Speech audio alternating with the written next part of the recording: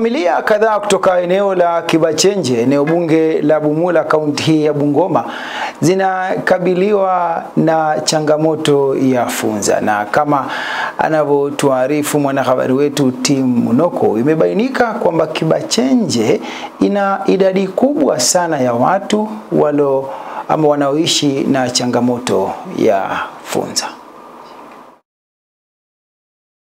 La Simon Wekesa, funza wamegeuka wageni wanaosababisha majonzi, kwani kuanzia kwake hadi kwa wanawe wote wamechubuka miguu kutokana na funza wa mara kwa mara anaosema wamewataabisha kwa zaidi mwaka mmoja sasa, akipata ugumu kuwatafutia wanawe kutokana na uchungu unaosababishwa na funza hao. Kini vino vyalanishe sana ya mudelinde mara ateno mangenja abantu kausa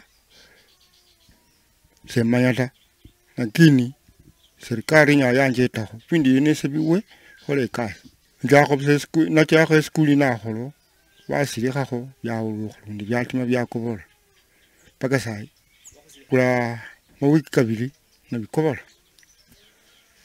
Mkewe Marcelina Wekesa pia anasimulia masaibu anayokumbana nayo kutokana na funza, kando na kuwa mnyonge kutokana na magonjwa. Vile tuko na huyu mzee tunakaa, lakini tuko na matutu kwa mikusi na kusumbua kila wakati zinatusumbua, miguu zinauma kila mara. Hata huyu mzee anashindwa kuenda kufanya kazi, na inatakana aondoke aenda atafute ndio apate hiyo chakula. Akiwacha kuenda kufanya hiyo kazi hawezi kupata hii chakula. Na mimi mwenyewe niko na shida ya kisunguzungu inanisumbua. Tumepambana na hizi vitu, ninakaa na hao watoto watoko nikiwatoa kila mara. Hata huyu mzee naye akikaa kama wiki imeisha, akikuja akikaa karibu na wewe, akipepa hii mkuchu atumwangalieko hapo ndani kama matutu ziko umtoweko. Hizi mekuu hapa ndani sinaunya, sinanuka vitu